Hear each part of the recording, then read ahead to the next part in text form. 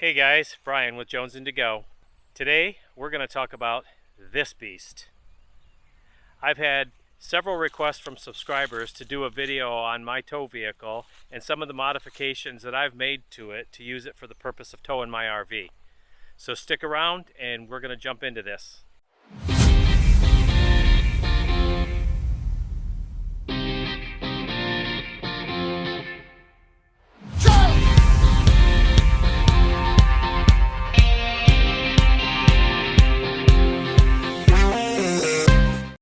Okay guys, welcome back. So before we dig into the truck, I'm going to give you guys just a little bit of color as far as what we're towing.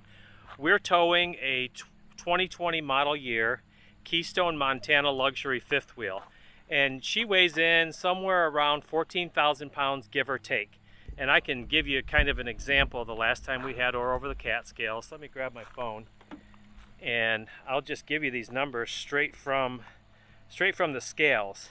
Now, our pin weight on that is 2,350 pounds according to the manufacturer, but I believe we're going to be a little bit over that now because we've added a washer and dryer and a generator to the front of that fifth wheel. So right now we're weighing in, give or take, 14,000 pounds total, including that pin weight. So the last time we had it over the Catskills with the truck, keep in mind the truck was full of fuel with both tanks, and we're going to go over that here in a little bit. So our front steering axle was 5,380 pounds. The drive axle on the truck, keep in mind with the fifth wheel hooked up, was 7,700 pounds. And the trailer axles were 11,980 pounds for a total weight, axle weight, of 25,040 pounds. So that just kind of gives you a little bit of color as far as what we're doing with this truck.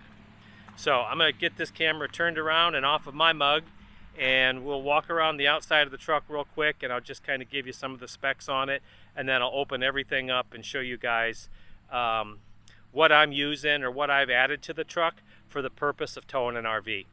Okay, before I open it all up and get into that stuff, we'll just do a quick walk around on the outside. This is an F350. So obviously it's a 1-ton truck and the dual rear wheels. It has the 6.7 liter Power Stroke turbocharged engine.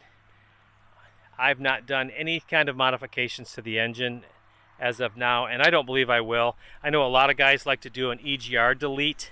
I'm not going to do that for a couple of reasons. Number one, the EPA just keeps cracking down harder and harder on stuff like that, and I just don't think it's worth it to save a couple or gain a couple of MPGs. So let's face it, anybody who buys a beast like this really doesn't have fuel economy in mind, because these aren't built for fuel economy. These are built for power and towing and to work. The other reason I'm not going to do an EGR delete is because I parked this thing in an attached garage, and I really don't want to be starting this thing up and blowing soot and clinging to the walls and things like that. So the only modification I did, if you even want to consider it a modification, is I changed out the stock air filter to an A&E air filter that I can take out and wash from time to time as needed. As far as the tires, I run Cooper Discoverer HT3s. These seem to hold up really well for me, and they're quiet going down the road, and they just serve a good purpose. These are 17-inch wheels on this truck, which I believe was stock. The only thing that I have added was the Centramatic wheel balancers, and I'll get a little closer to this front wheel and you can see it in there. You can see right here, you can see the disc in there. And what that does is just it rebalances the tires constantly as you're going down the road. So if a tire gets out of balance, it's automatically going to rebalance it. And I have those on all the way around the truck, front and rear. And I've also discovered one kind of cool thing about it. You don't get as much brake dust on the rims when those are on there. So as far as the outside, really no major modifications other than that. It does have the power telescoping and folding mirrors. Okay, and I also have the retractable bed cover made by Pace Edwards, and mine is just the manual retract where I just pull it back with the tethered pull it back with the tethered cord here, or tethered strap. You can also get these with automatic retract, and you can do that with just a fob. The tailgate is the automatic release tailgate, so I can release that tailgate from the cab of the truck or the fob, and then it's a real easy push of a button, and it's got the soft release, or the soft open up.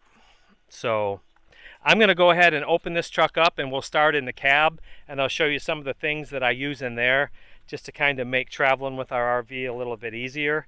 Okay, so let's start right up here in the cab. We're going to start up here in the top. This truck is equipped with the upfitter switches, and I do have a couple of those switches in use, and we'll talk about that here in just a little bit. It also has the garage door opener built right into the sun visor. So on the dashboard, we have, the truck is equipped with an inverter, so we have 110 outlets here, as well as a 12 volt for charging phones and whatnot. There is 2 USB chargers down in that compartment, and it does hold 2 cups, or we can slide this over for a 4-cup holder if we need. I'm going to come around to the other side and turn the power on, and we'll show you some of the cameras. The truck is equipped with 6 cameras, and I'm going to show you what some of them do. Okay, the whole display is just a touch screen, just like the tablet. And I'm going to have to start this truck up because I want to show you guys the different camera options that it has, and hopefully it shows up pretty well on this. So in order to activate the cameras, number one, if you want the front camera, you can just hit this button up here and it'll give you a front view. And this truck also has the 360 view, so you can see all the way around the truck. It has the 360 view, almost as if there's a camera up on a drone above you. So if we want to activate the other cameras, we can just hit that button there. I'm going to drop this in reverse.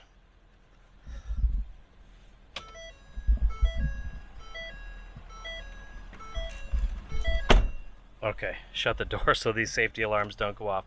Okay, once the truck's in reverse, you get, depending on what setting you have it in, you're going to get the 360 view and also the reverse camera. So if you hit that button there,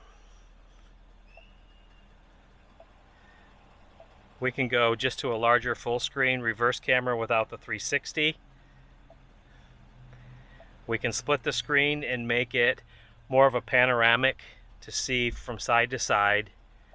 And when we're hooking up the 5th wheel, we also have that feature. So, and when you turn the wheel as you're going backwards, it will move that line and line that up with your pin. And then the auxiliary, which I don't have hooked up, Ford has a trailer camera available, and I have all the wiring. I've just decided not to use that particular one. So you can mount a camera on the back of your trailer, and it's all hardwired, so you can select that camera while you're reversing. I just chose not to go through the hassle of fishing all that wire through my trailer. So, and then here's another one where you can see side to side, or right down the sides of the trailer. So Ford's made it pretty easy to back up a trailer or just back this beast up. All right, I'm going to shut this truck off, so hopefully you can hear me better. And then up on the dashboard, you can see I use the Garmin RV 890 GPS that's specifically for an RV. And we do have a video out that goes over all the features of that GPS unit. If you're going to be pulling an RV, especially an RV, a large 5th wheel or something with height, I would definitely recommend that you get an RV GPS, because this GPS is not going to let you take a route that you're not going to be able to get through. So like I said, if you go to that video, you can see all of the features that this thing has. Another thing that I run is Trailer TPMS, and mine is through TST Truck. And I'm going to throw a plug out there right now. I know most of you that are subscribers realize that Tina and I are ambassadors for Keystone RV, specifically the Montana brand. If you buy a new Montana luxury fifth wheel, they're coming with TPMS now through TST Truck. So I don't know if that would be a thing that would push you over the edge to make a decision, but that's just good information. We just learned that. Now I turn this on, and it's going to pick up my fifth wheel here in a few minutes, which is actually about 200 feet away. I do have a booster or a signal booster that came with this particular unit mounted on my fifth wheel. I'm not sure if I have it turned on right now or not. So let's see if it picks it up. There it goes. It's starting to register, and you can see you got this flash in here. It picked up one tire. It takes a few minutes and it'll pick up the rest of the tires. You can also, if you have an older truck that doesn't have tire pressure monitoring on it, you can add those sensors to your truck as well. And that's what this box up here for, is for the truck. Not only does it monitor the tire's pressure, but it also monitors their temperature. So why is that valuable? Well, it's valuable because if you've got a bearing heating up and that tire's getting too hot, there's a good chance you could blow that tire because of that heat. And that's one of the number one reasons why people blow tires on their RVs, is just from the heat. Even if it's not a China bomb, so to speak. So that's the cab of the truck. That's pretty much what we run up here. If it happens to be a day we're filming, there'll be cameras mounted up here and things like that too. So let's move back to the back seat, and then we'll get to the bed of the truck, and I'll show you that stuff. And hopefully this will just be a quick video.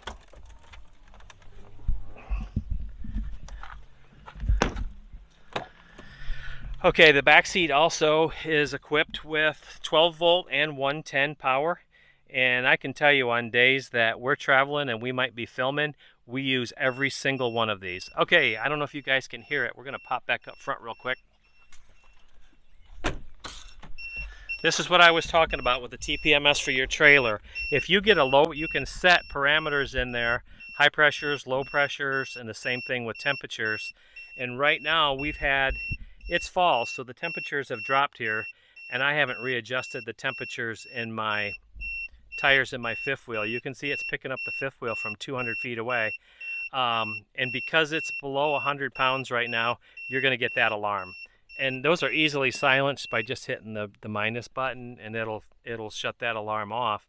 But when that alarm goes off going down the road, it's probably time to pull over quick and check things out. So back to the back seat. Okay, so like I said, you've got power ports back here as well in this Lariat package. This here will fold down flat if you're not carrying a bunch of extra stuff in the back of your truck, in the back seat of your truck.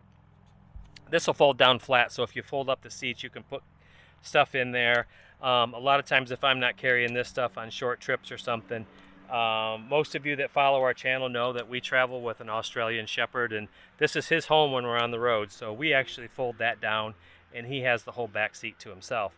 So some of the things that I carry, well, this is just Toby's. He left that in there. I do carry a plug kit for tires in case we get a flat tire, as well as different fittings for the air compressor. I don't know about some of you guys, but I'm pretty finicky about my truck, so I'm always cleaning it. So I have some cleaning supplies. This is just nothing more than a folding ramp for our e-bikes when we put the bike rack on the back of the truck if we're going somewhere to explore a trail that might be a little further away than we want to ride our bikes to. And then you can see on the other side, I just carry extra ratchet straps. I don't know too many guys that don't carry ratchet straps in their pickup trucks. And of course the standard jacks and things that come with the truck. And of course this truck has the inverter, and that's what that is over there. So other than the DVD players on the back seats for the little grandkids, the older ones, you know, use their tablets and things like that now, but we still have these in here because we do have some grandkids that are still kind of little. And then of course in the door I carry the rubber gloves for two reasons. Obviously we fill up in truck stops with diesel fuel, and those of you that use the truck stops or use the truck lanes know how nasty they are. You know what, it's easier than just putting a glove on real quick rather than scrubbing your hands and trying to get that diesel off. And then, of course, on each side, since we travel with the dog, we always have an extra leash. And since before I get to the bed of the truck, while we're mentioning diesel fuel, I'll also mention to you guys, if you don't have an EFS card to get discounts on your diesel fuel, you're going to want to get one of those. Right now, in today's environment, we're saving about 40 to 50 cents on average each fill up. And we're filling, when we fill completely up, we're filling 80 gallons. So that adds up fast. So I'm going to get the bed of this truck opened up, and we're going to talk about what I have in the bed of the truck, and I think that'll wrap it up. All right, so before I climb up into the bed of the truck, you can see that we do have the step option in our tailgate that Ford offers. I can tell you, a lot of guys, oh, I'll just jump up in my truck. I use this thing all the time. We also have equipped as part of an option through Ford are the ATV or ramps that come with the truck, and they stow as part of the system that Ford put together for the bed rails in here. We have the ATV ramps, and what's nice about them is you can see right here, this plate is part of that system, and those ramps, you can see here, have this cutaway tube which just slides into this bead here, so that those ramps won't slide off your tailgate as you're driving up with an ATV or something like that. Okay, our fifth wheel hitch, we do use a Reese hitch. It's been a pretty good hitch so far, but I don't really particularly care for the design of it. I'm going to show you guys why. I'm going to open it up. You can see, if you can see this plate right down in here, I don't know how well you guys will be able to see it. I'll move my finger. If you don't come in on this hitch straight and ride up on the hitch, there's a good chance you're going to bend that. And if you bend that, you're not getting this hitch closed to get down the road, so you could easily strand yourself. So for that reason, if I ever have to replace this hitch, I'm probably going to go to a B&W Companion or something like that. This truck does have the camper package, which means it has what I call the puck system. So you can see if I release these arms, I just put a linchpin in mine, just release these on both sides, you can pick the whole hitch up out of the bed, and you just have the holes so that you don't have rails left in your bed to get in the way of anything that they may get in the way of. Okay, so another thing that I carry is an air compressor. Obviously, if we get a flat or a low tire, this isn't necessarily big enough to really get my tires to pressure, but it will get me off the road and somewhere safe so that I can get them fixed properly. And then as you can see, this is one thing that I've had requests for, is the auxiliary fuel tank. This auxiliary fuel tank is made by RDS. It's a 33-gallon tank. It's a gravity feed or a gravity flow tank. And I'm going to come over here and see if I can't get a good picture of it. Hopefully you guys can see this. I have it on a solenoid valve, which is wired to one of the upfitter switches up in the bulkhead of the truck. So typically once I fill this tank, I will just keep that valve open so that when I start seeing the fuel gauge go down in the truck, I know this tank is empty. I got this tank for two reasons. We talked about that EFS card where I get discounts. So if I'm somewhere and getting a really good price on fuel, I'll fill both these tanks and use this, basically as storage. And then also it gets us a lot further down the road before we need to stop for fuel again, obviously. Also, just above that, on the back of that bed cover, you can see I have two LED lights mounted there, and those are wired to that upfitter switch as well. Those are blue LEDs. I chose blue for a reason. The reason I put them back there primarily is so that if I'm fueling up at night, I can turn those on and I can see things. Even though the truck does have, I'm going to pan around here, the truck does have built-in bed lights, but with the ATV ramps that are mounted there.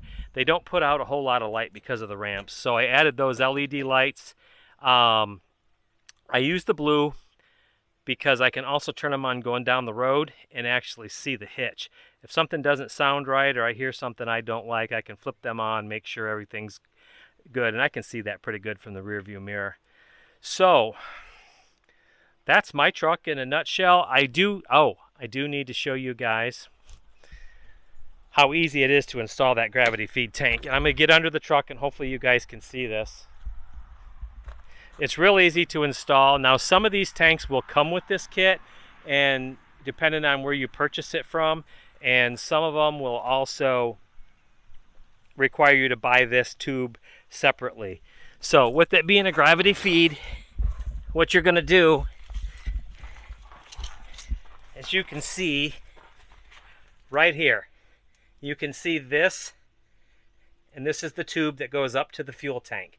So you do have to drill a little hole in your bed, and I also line that with a garden hose and put this through so nothing would rub and cause a leak there. So basically what you do is you measure the width of this tube and you cut that much off of the factory or the OEM fuel tube, and then it all goes together with just 2 rubber hoses and clamps.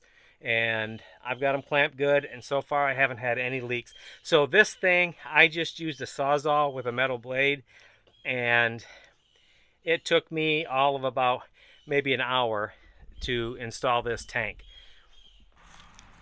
Okay guys, let's wrap up this quick review of our tow vehicle. I'll answer a couple of more questions that we get on a regular basis. A lot of guys always want to know what kind of MPGs I'm getting pulling our 14,000 pound fifth wheel. On average, I get about 10.5. Some days I get 9, some days I get 11. It just depends on the driving conditions and speed and things like that. I can tell you that with that average of 10.5 MPGs, I usually, when we get out on the freeway, set my cruise control at 67 miles an hour. That's just kind of my comfort zone, if you will, and I think that's kind of the sweet spot as far as MPGs. Another question that I get is it worth it to buy a dually? In my opinion, yes. And you'll hear some guys say, especially salesmen, RV salesmen, there's a couple of them out there that do videos on a regular basis, and they'll tell you if they're showing you something like a Montana, a Keystone Montana, or something large like that, they'll make a comment that you're in dually country. Will a single rear wheel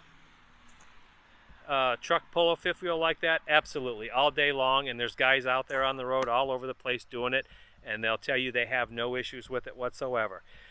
What you're going to gain by purchasing a dually, other than higher maintenance costs, is a whole lot of stability. And if you don't believe me, just ask me that question about the dually, is it worth it to buy the dually, in front of my wife, and she'll chime right up and tell you she can feel the difference from the passenger seat. And if she can feel the difference, there's definitely a difference. We've been traveling with friends that also have a fifth wheel, and he's towing with a single rear wheel, and we've gotten to the campground and he said, man, was that wind pushing you around? And I would say, what wind? I didn't feel it at all. I've only felt the wind affect me one time, and it was extremely windy that day, and we were going over a high bridge in Florida. That's the one and only time I ever felt any shake or movement from the wind towing my fifth wheel. So another thing, again, if you guys are interested in the tire pressure management system for your trailer, fifth wheel, or the RV GPS, I'm going to put some affiliate links down below in the description that you can click on, and that'll take you to TechnoRV. And yes, in full disclosure, we are affiliates of TechnoRV. We buy all of our stuff from TechnoRV just because, number one, their service is outstanding, and their prices are competitive. And you're going to get your products rather quickly. I don't know about in today's environment with the way shipping's going, but anytime we've ever ordered from them, it's gotten here quick. So there'll be links down below for both of those products if you're interested in purchasing those.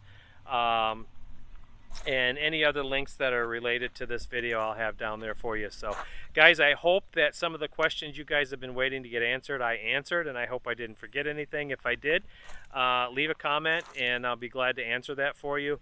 And if you guys are doing anything different that makes your life easier with your tow vehicle, by all means, please leave a comment. Not only will I see it and learn something, but so will everybody else that are seeing this video. So if you've got something to share that can make the rest of our lives easier, please do so. So we're going to wrap this up. Thanks for watching, guys, and safe travels.